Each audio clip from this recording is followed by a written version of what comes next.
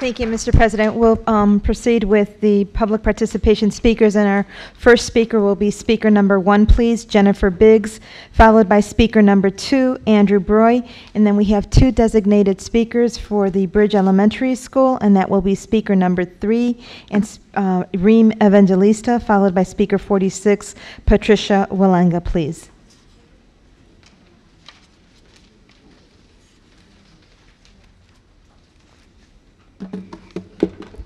Good morning. Despite a massive budget deficit and district enrollment lower than it's been in decades, the fiscal year 2015 budget book lists 9,224 new seats at charter, contract, alternative high schools, and district schools. Since the fall of 2012, this board will have approved a total of 21,281 new seats, mainly at non-district schools. This budget also gives an increase to charter schools for the 3rd year in a row, bringing the total increase to 22% over 3 years at charter elementary schools, according to Catalyst. In the 2012-13 school year, CPS promised they would redirect limited resources to existing schools once they created a, quote, comprehensive plan to right-size our district, unquote. This promise has not been fulfilled, and this budget continues the trend of shifting dollars and spreading them too thin. Chicago has 42 neighborhood high schools, which were hit with $35 million in cuts in this budget. This reflects the shift in the custodial line from schools to central office. So-called welcoming schools lost 5% of their budgets. The Board of Education should shut down the portfolio department, which has a $29 million budget, put a moratorium on new charter and selective enrollment schools instead of continuing to invest mainly in these schools, exacerbating the profound amount of academic sorting that we recently learned about from WBEZ. The accountability and FACE department could also be reduced. The $20 million SOUPS contract should be canceled. CPS should put forth a massive effort to address the structural deficit by finding new revenue and working much more constructively with stakeholders. Ms. Biggs, excuse me, can you please conclude? I sure can, thank you. This budget, again, creates winners and losers in terms of funding, but no real solutions for how to create equitable and high-quality education for each and every child in CPS. Thank you.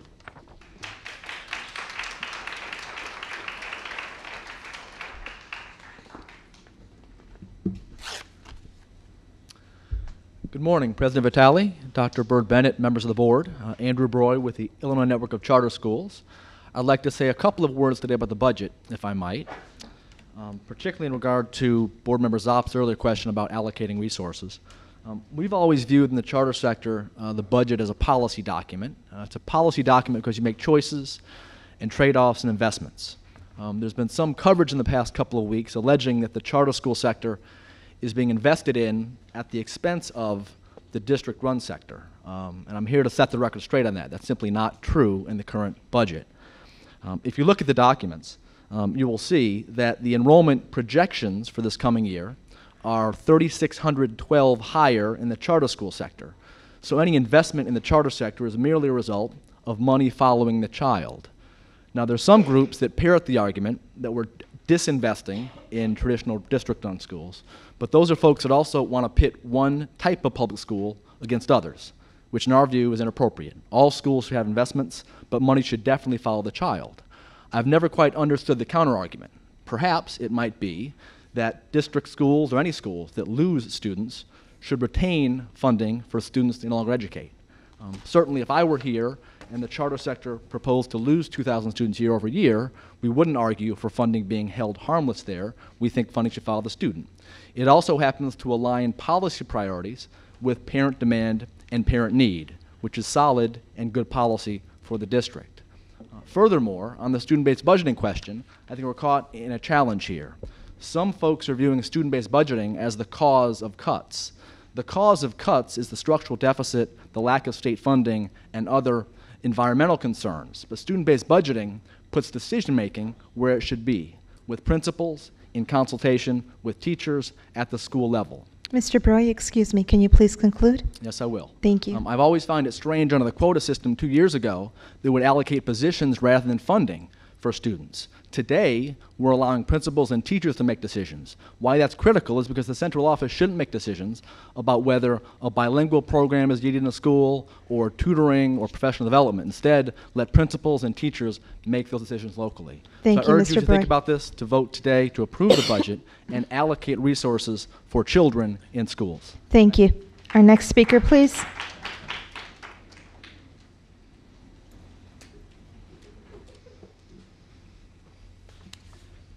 Good morning, President Vitale and board members. My name is Reem Evangelista, and I'm the kindergarten chairperson at Bridge Elementary in Network 1. My colleagues and I are here today searching for a solution for the overcrowding problem at Bridge Elementary. Our enrollment has been on the rise for nearly 10 years. For instance, we currently have 5 kindergarten classrooms with an average of 29 students per room, when just 3 years ago we had 3 rooms, and 7 years ago, just 1. As these new generations get older, each grade level has to increase to accommodate the rise in numbers. Just 3 years ago, there was an average of 3 rooms per grade level. Today, we are averaging 4 and growing. Last school year, the music room had to be shut down and converted to accommodate for the 5th kindergarten classroom. The incoming school year has us also removing the librarian and the art teacher from their classrooms. The trend is clear. We have run out of space. Space for indoor recess during inclement weather is inadequate. Our lunchroom cannot fit all the students, so tables have to be set up in hallways. Due to the new PE initiative, the gym will also have to house an entire grade level per period. That's an average of 100 students in a small gym at the same time. There are 2 solutions with the space we have available. Build an addition to our school or get at least 2 more mobiles. Mobiles would be a more short-term but cost-effective method, especially if the board redistributes mobiles from schools underutilizing their own, such as those at Taft High School in Norwood Park and Steinmetz College Prep in Belmont Cragen. Although a well-designed addition would be a more permanent solution. Bridge is in the top 5 for the 4th year in a row for reading and math.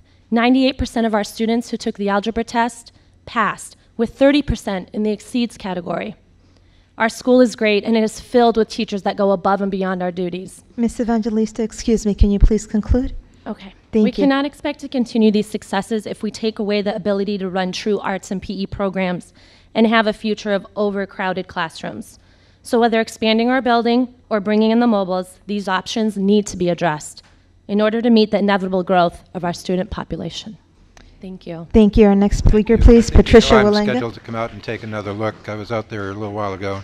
I think I'm already scheduled to be out there in the next 2 or 3 weeks to take another look and see what we can do. So thank you for coming. Thank you. We welcome you.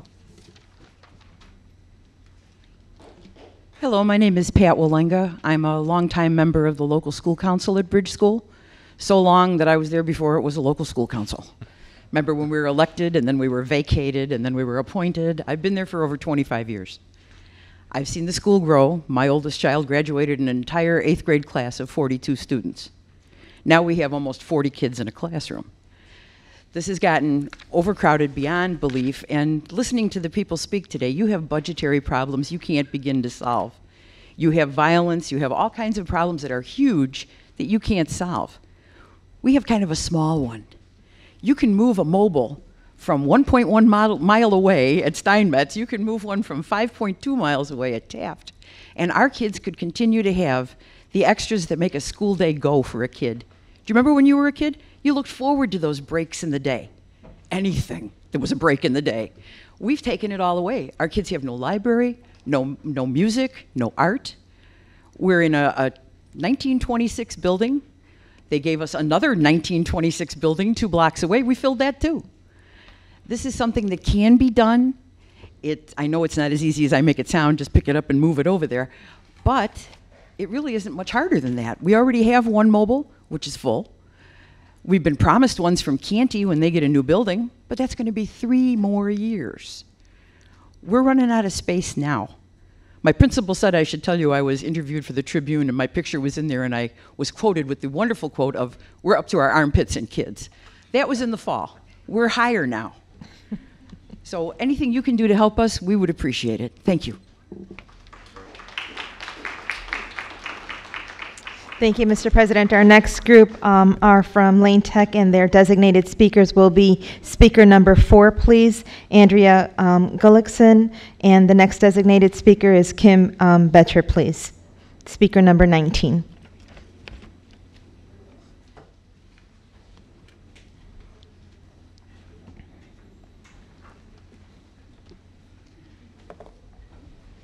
Good morning. My name is Andrea Gullickson. My 2 oldest boys have been proud members of Lane's swim team under the leadership of Coach Paul Rummelhoff. I am here today to ask CPS to move forward at once with the reinstatement of Paul Rummelhoff as teacher and swimming coach at Lane Tech. Standing with me today are parents and children who have known Coach Rummelhoff for many years and some of the members of his city championship swim team, including Megan Lavelle, who has asked me to read the following statement on her behalf. She says, during the 4 swim seasons I had at Lane Tech, Coach was able to help me become a state finalist, and as of this year, a collegiate swimmer at the University of Iowa. Paul Rummelhoff is not only a dedicated coach, but a great math tutor. At least 3 times a week, I would go to his classroom during lunch in calculus with at least 5 other swimmers. His room was always open for help. We stand here today because we believe in him and believe in his innocence. In early January, Mr. Rummelhoff was removed from his teaching position at Lane, pending the investigation into the allegation of inappropriate relationship with a female student. In late February, DCFS found this charge to be unfounded. However, CPS has yet to reinstate Mr. Rummelhoff. I understand that CPS has its own procedures and investigations that need to be done, but 6 months after the allegations, and 5 months after DCFS has recorded their findings of Mr. Rummelhoff, he has still not been reinstated. According to Attorney Jane Sissel, who had contacted me on Monday, CPS is in the middle of investigating this case through subpoena of phone records and text messages. My question is this: do these subpoenas include the request of the records of the person who brought the charges against Mr. Rummelhoff? Ms. Gullickson, How excuse about the me. person who Ms. contacted? Gullickson? I understand. I'm coming. Thank you. How about the person who contacted CBS back in January, leaking the details of this sensitive investigation into the allegations against our coach? Are you looking into him and her? What's taking so long? Please resolve this soon by reinstating Coach Rummelhoff to his position before he, his family, his students, and his swimmers have to be punished any longer for CPS's inability to act swiftly on such a very important matter. Thank you. Our next speaker, please. Good morning. My name is Kim Betcher. I am also a parent of a Lane Tech student and swimmer. I am here today to go on record to show our support of Paul Rummelhoff. While we realize this is what you consider a personnel issue, we still have several questions. Why have all of our calls and emails to CPS gone unanswered until our CBS News broadcast on July 16th?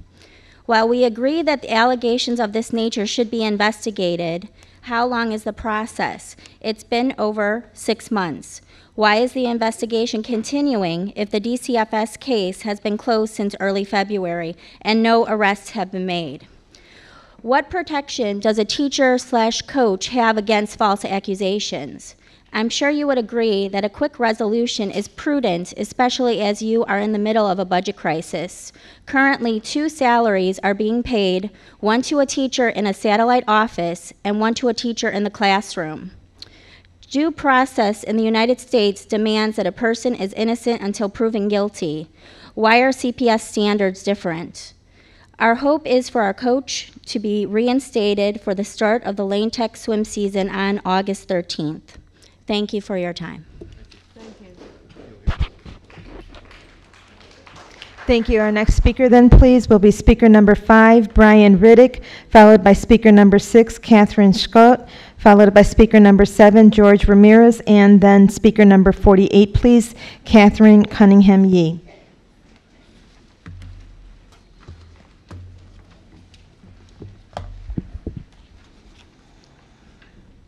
Good morning, board. My name is Brian Riddick, and I'm a teacher at Butler College Prep, a Noble campus in the Pullman community. Down in Gates County, North Carolina, if I talk back to one of my teachers, please believe my mom was getting a call while she was at work. In the rare event that mom couldn't be reached, the school would then reach out to one of my uncles or one of my aunts, or maybe even my grandmother. But somebody in the Riddick household would know that I was in trouble, and that's not because everyone in my family was nosy. They were. But it's because teachers and administrators understood that it took a village to raise this child. As I consider the population of youth today and the needs these students face, I understand that they too need a village. It is the reason that I abandoned the intention to study law and become an educator. It is the reason I came to Chicago to work for Noble and Butler, and it is this reason, or for this reason, that I can't wait to return to the classroom next year. When I think about the ways that we have successfully created a village at Butler, I immediately reflect on professional development from last summer. We were instructed to establish a balance between strict and warm. What this means is that we have guidelines and policies that we must follow as a Noble campus. In doing so, however, we must continue to mold an environment which creates a warmness that extends beyond the classroom to our community. It means that in the middle of the summer, our students are so comfortable with us as role models, they might send us a text just to say, "Hey, Mr. Riddick, remember that time in class when?" It lets us know that at Butler and in Noble, they're excited and they're challenged by a school in a way that many of them have never been or never experienced before. I attribute our students' excitement about learning in part to our school's commitment to teacher autonomy. I appreciate being given the green light to be creative in my teaching. Our principal knows and trusts our instincts and allows us to make subjects like grammar and reading more interesting and fun. Mr. Riddick, excuse me, can you please conclude? Absolutely. Thank you. Autonomy allows me to understand that being an effective teacher doesn't always mean teaching from a book or teaching from institutionalized practices. Sometimes it means teaching from the heart and thinking about the ways in which we must teach every student every minute of every day. Thank you for your time. Thank you, Mr. Riddick. Our next speaker, please, Catherine Schutt. Last call. Moving on to the next speaker, please. Speaker number 7, George Ramirez. Good morning.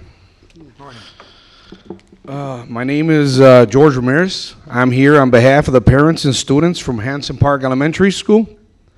After looking at the CPS capital budget for 2015, the parents and the students of Hanson Park are concerned because we are not in the proposed budget.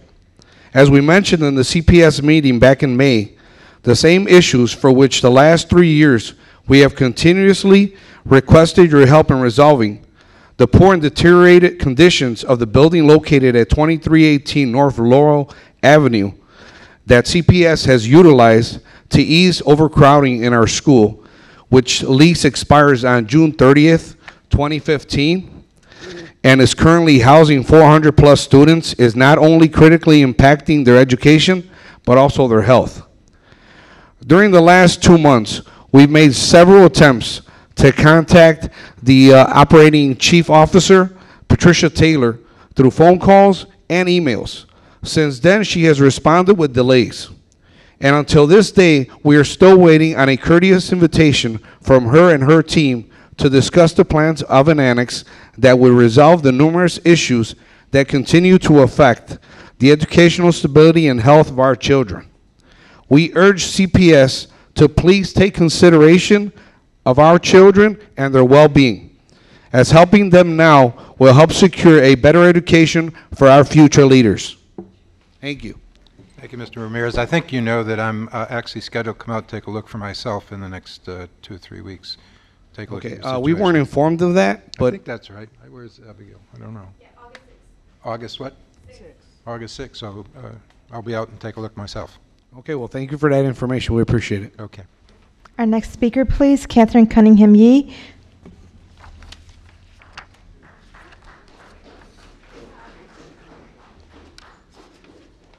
Good afternoon, Mr. President, Madam CEO, board members. My name is Catherine Cunningham Yee, and I'm speaking as a teacher, a parent, and a community member on behalf of the teachers and students at Hanson Park Elementary.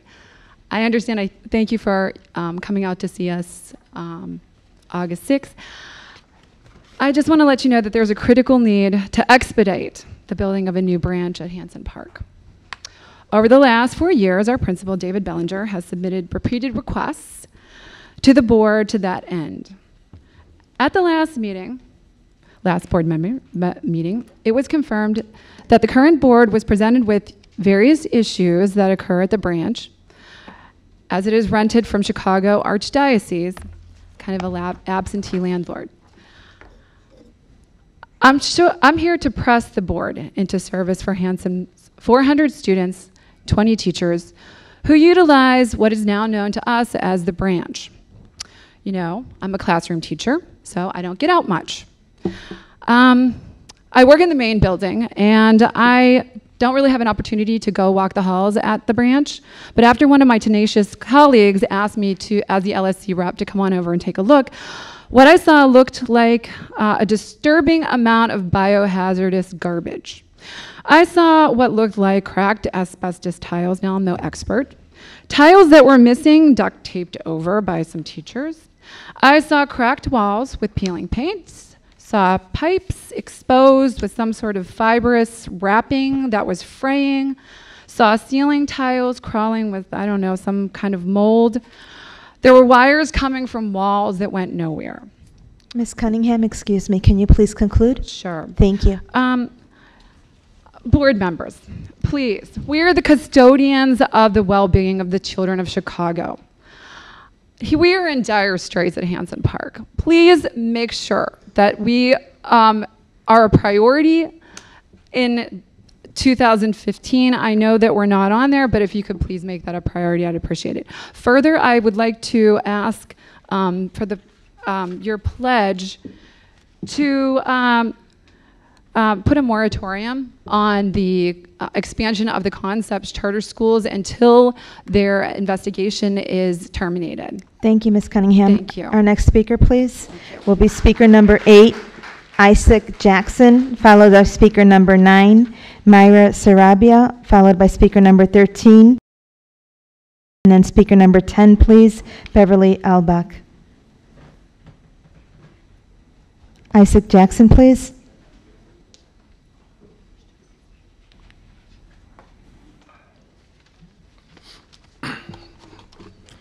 Thank you for this opportunity to speak to you today. My name is Isaac Jackson III, and I'm here to talk to you about my family's experience with Phillips Academy High School and AUSL. Initially, I had no intention on sending my son to Phillips High School because I had a stepdaughter who had attended years before, and I really thought that this was the last place I would want to send one of my children to get an education. And we showed up on the first day unaware that there was a turnaround, and it was warm and it was inviting and it was inspirational to know that there were people who had a second wind of some sorts who wanted to teach children. And every year we were there, it got better and better, and it was constant communication between the teachers as well as the principal. It was open invite, and it was any questions, concerns, or comments. It was never ever looked at like it's unimportant. Not now, you know, eventually we'll get to it, but we will get to it. You know, he had very good teachers, and it played a part in his development, and each and every teacher had, you know, significance to my family, because when they were off the clock, they wanted to assist and make sure, okay, does he need tutoring? Is there anything, you know, we can do in terms of making this experience, you know, more comfortable for you? And he was introduced to golf, bowling, and debate. He had a host of AP classes, and the list goes on. And they made life beyond high school a reality for my son.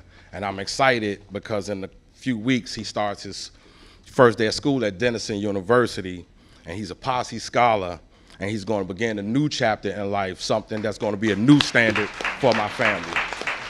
Thank you. I want to say thank you to the board for asking AUSL to turn around Phillips, and I can't find words to tell you how the decision positively impacted my family. And for me, I'm glad I don't crunch numbers. I can only tell you what the end result is of going to school every day and pushing my son to be the best he could be, graduated valedictorian, and I'm proud and I couldn't ask for anything more. Thank you once again. Congratulations to you and your son. Our next speaker, please, speaker number 9, Myra Sarabia.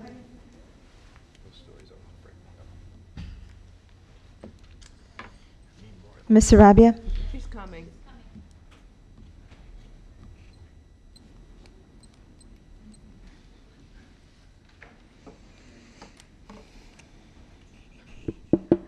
Good afternoon. My name is Mayra Sarabia. I am a part of the Southwest Organizing Project, and today I'm here as a mother and as a community member to ask the board to stop funding the concept schools because not only they are under investigation, and today I heard many times the word financial crisis. And if you are cutting the funds because the enrollment has decreased in the schools, why are you planning to open another school near like few blocks away from the schools that you are doing the cuts? So I think our taxpayers should not go to schools that are under investigation. I please ask you to reconsider your decision about these concept schools. And I've heard like money is following the students, but also how you want the students from the Chicago Public Schools to succeed if they're cutting the funds. And I think all the kids deserve good education. It doesn't matter if it's a charter school or if it's a public school. They all deserve the same. Otherwise, we're never gonna break the cycle of poverty with our communities.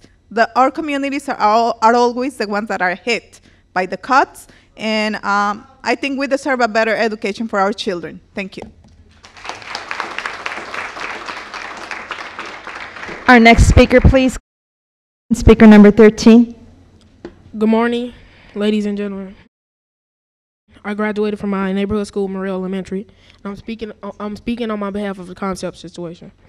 I and many others believe that we should not rush to open any more concept schools. The reason is because 19 schools have been raided by the FBI. One is already too many. Opening another school will not be safe and respectful to the community in the neighborhood. Neighborhood schools are losing money while charter schools are receiving money. I don't recall my school ever being raided by the FBI.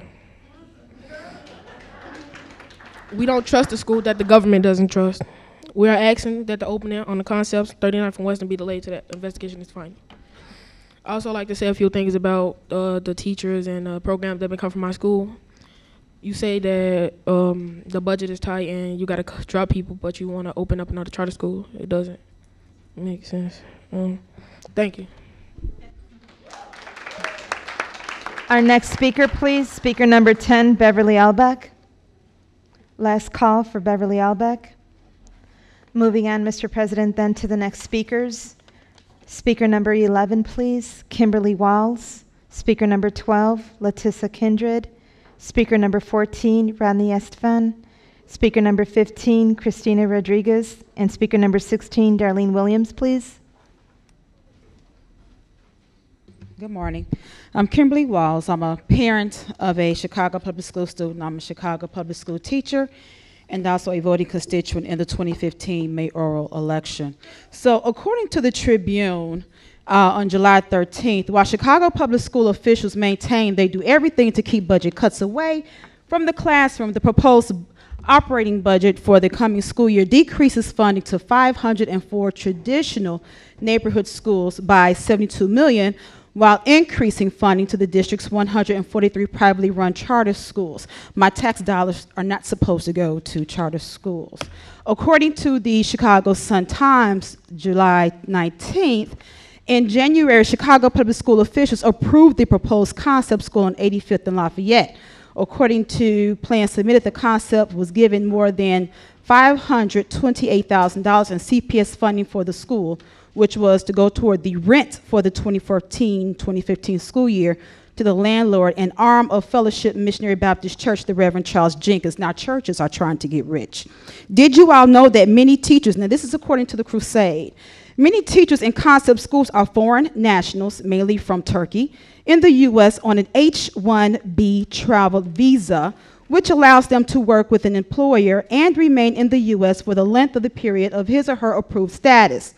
This is what the Crusader learned. They also learned that ratings of concept schools in Indiana and Ohio have been mixed, but most are similar to the success of public schools. Now, according to an editorial in the Chicago Sun-Times, and I forgot the date on this, Emanuel and his predecessor, Mayor Richard M. Daley, have systematically drained the city's poorest neighborhoods of millions of dollars through tax increment financing schemes. Ms. Emanuel Wells? secured, I can hear, I know. Thank Emanuel you. secured tax breaks for the Chicago Mercantile Exchange, Chicago's most profitable company, while balancing the city's budget on the backs of low-income communities such as Black and Latinos. And now he's closing schools to pay Wall Street banks $36 million a year. So I'm starting to wonder who's really incompetent, and why are you all continuing to insult the intelligence of the public? I myself have 3 master's degrees and MBA in 2.5 years, but Ms. my Wells, doctorate, and we thank continue you. to insult us and continue to tell our children, such as mine, that you don't deserve a college education because you want to take your mom's pension. Thank you, Ms. Wells. Our next speaker, please. Speaker number 12, Letissa Kindred, please. Moving on to speaker number 14, please, Rodney Estevan.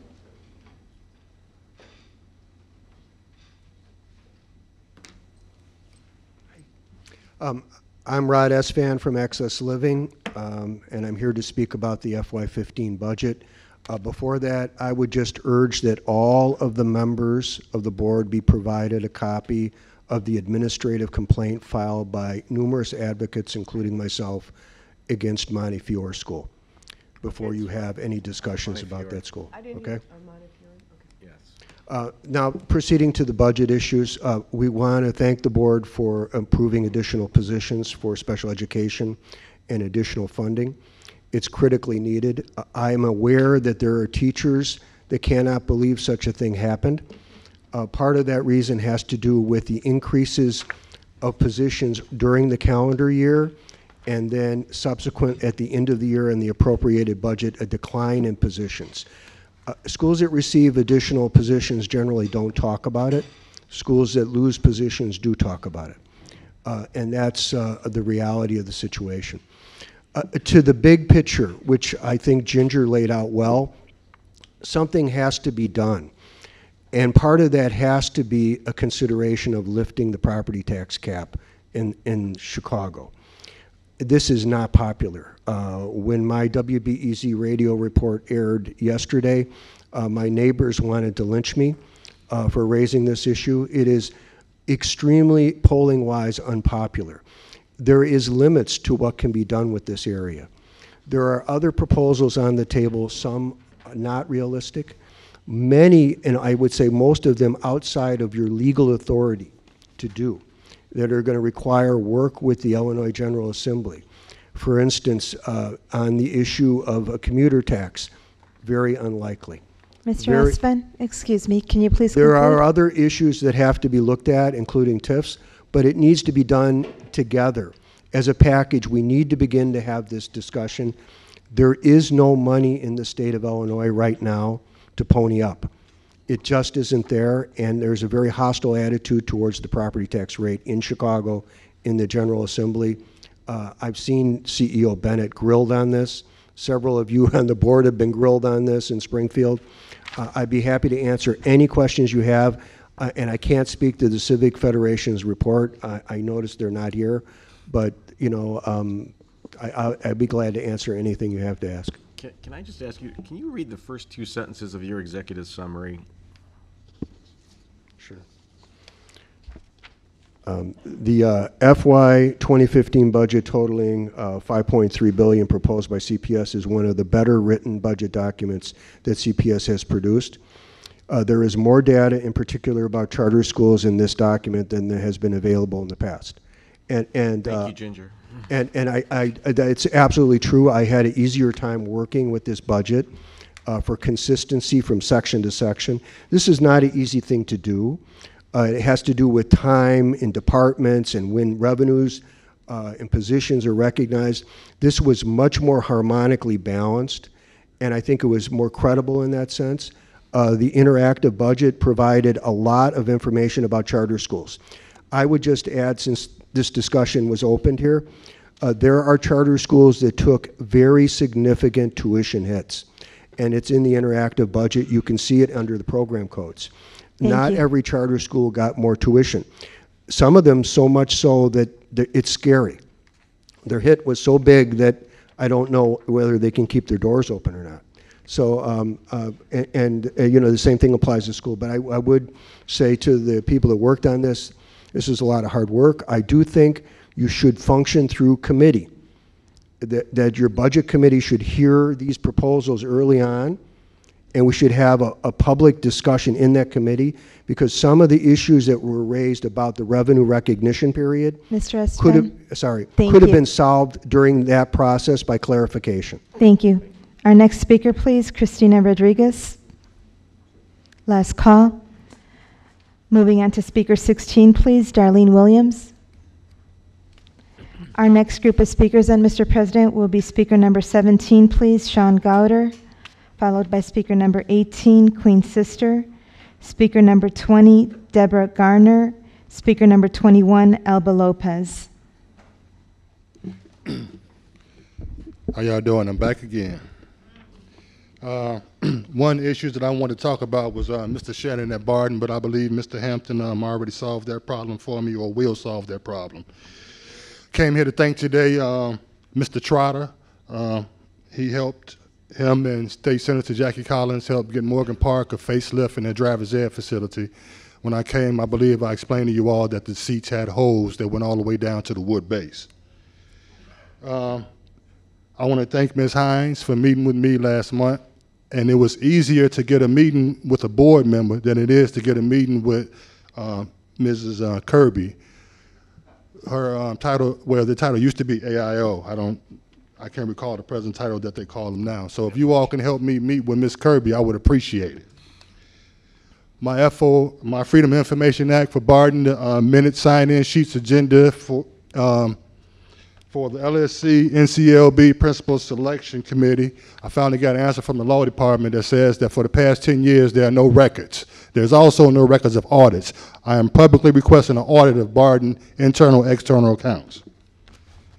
One of the principals that you all recommended, not this board, but past boards, recommended put him on the list having a type 75 and having a PhD. That person is presently trying to get a job in Connecticut. Connecticut found out that his PhD was just a piece of paper, and he actually did not have a PhD. So you all need to really do something about who you all recommending as principals and do a better investigation, because I can't proclaim to have a PhD and not have it. Some of the points other people talked about for Ms. Ginger. Let me tell y'all how y'all can solve y'all budget problem. Stop skimming the TIF money. Put the TIF money back where it's supposed to be, and you all get your fair share. Let's talk about the pensions. The reason why we're having pension problems today is because we had pension holidays in the past. So let's keep it going. Now, if we do like New York City, since we always want to compare this city to other cities, New York City has a city income tax. For the residents of New York, on their federal tax forms, they get their income tax that they pay back. But for the people that, yes ma'am, that make money in New York, I understand, yes ma'am. You're trying to break my train of thought now. For the people that live in New York, they don't pay that tax, they get it back. My last point is the stock exchange. The Chicago Mercantile Exchange make many transactions every day. If we tax $8 per transaction, that's a long-term solution to the funding problem. Thank you all. Thank you, Mr. Gowder. Our next speaker, please, Queen Sister. Last call.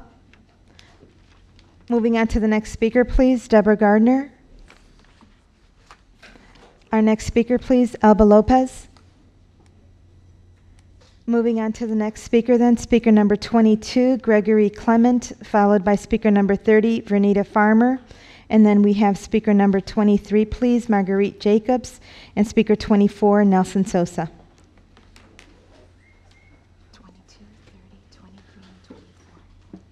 Good afternoon now to the board.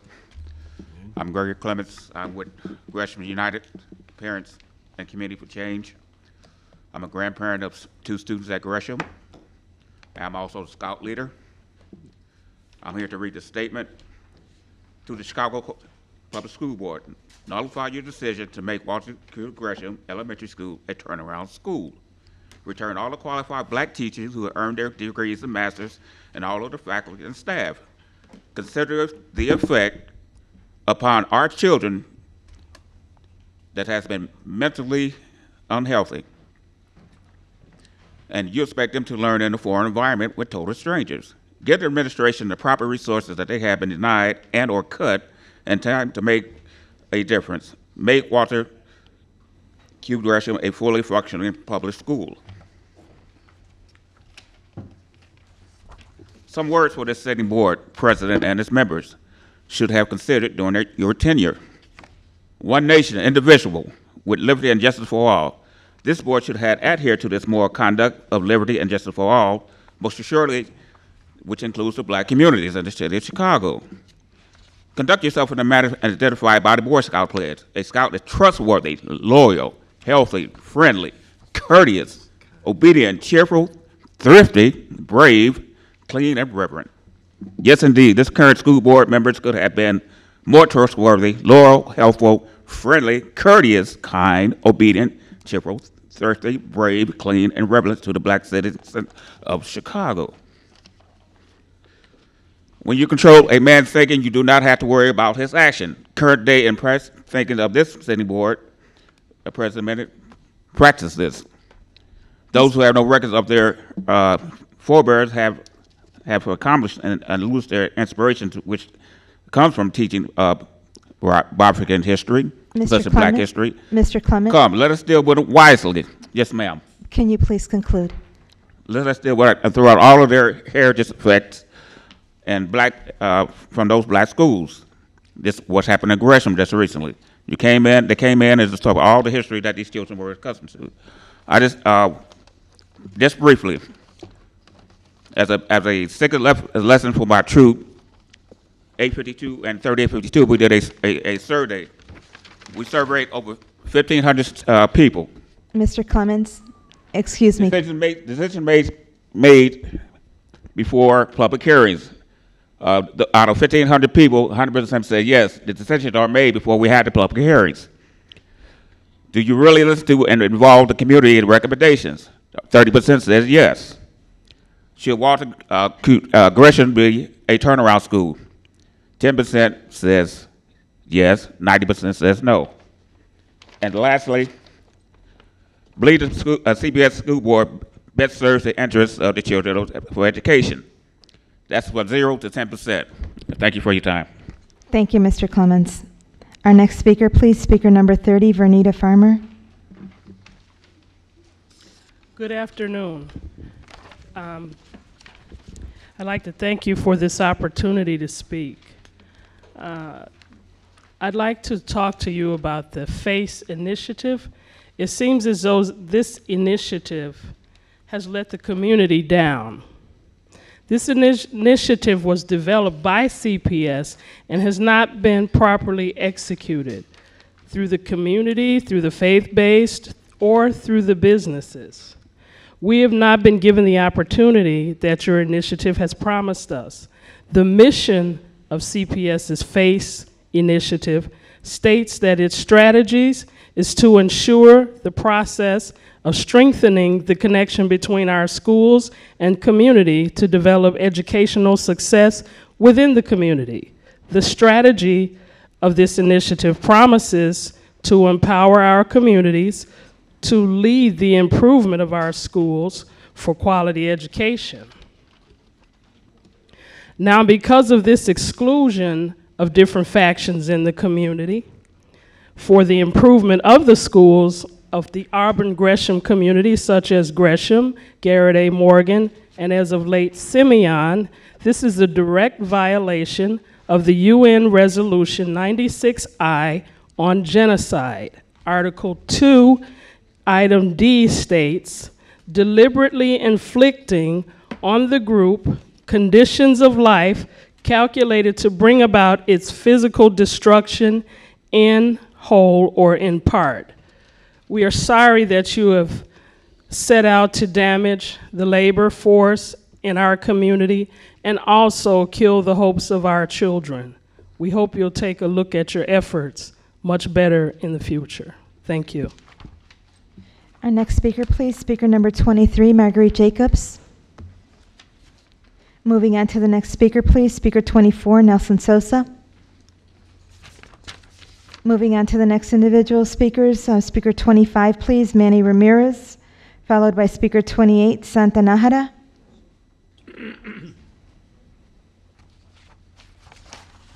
This is 24, Mr. Nelson Sosa. Hello, my name is Nelson Sosa. Thanks for the opportunity.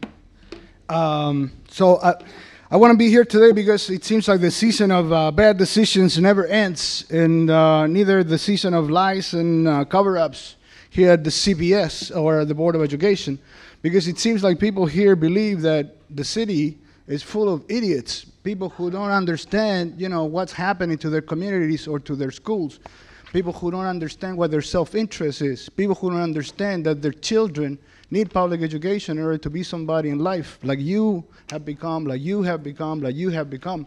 That's why we're here every week, every month, asking for an opportunity to really be listened to. But what do we get? We get Mr. Tim Colley to come to talk about the budget, somebody who is the chief administration officer, but has deep ties with businesses like AUSL that directly benefit from the money that public schools are not getting. How does that make any sense? I mean, in what world does that make sense? You're smart people. Why do you think that we're idiots? I don't understand why you keep on going on the same dog and pony show every month, every week. It is amazing, to see how you withstand this. How can people take so much abuse? Because people come and tell you no uncertain terms that they don't want their schools to be closed, that they don't want their money to be taken away, that they don't want you to gut public education. And what do we get? The same thing. What do we get? After you close 50 schools, you said that you were going to put money on receiving schools. What happened in the last budget? You cut money from the receiving schools. You lied again. And then what happened with the neighborhood schools? What happened with high schools? You took money from the high schools, and then you give them to charter schools. And what do you do to solve the problem? Yes, I'm going to finish in a second. Thank you. You hire somebody for $165,000 to come and spin the news, and then you hire somebody from the mayor's office to come and lie about all these things. This is not how you solve the problems with more press releases. You're not going to spin this thing out of the problem that we had. So this is the last thing I'm going to say. Wait. This is the last thing I'm going to say. Thank you. Don't hire any more PR people to solve the problems of public education. That's not how we're going to solve the problem. Our next speaker, please. Speaker number 25, Manny Ramirez. Last call. Moving on to Speaker 28, Santa Nájera. Our next speaker, please. Speaker number 26, Herb Singleton, followed by Speaker number 27, Shelley Nation Watson, followed by Speaker number 29, George Blakemore. Speaker number 26, please, Herb Singleton. Speaker 27, Shelley Nation.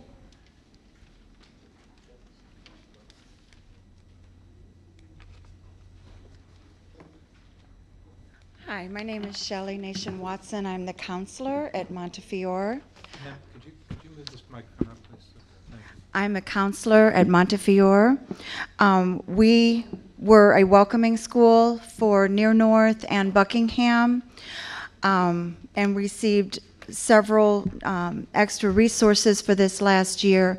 Throughout the year, where the 3 schools would have normally placed up to minimum 30 students throughout the year, we have received 0 students.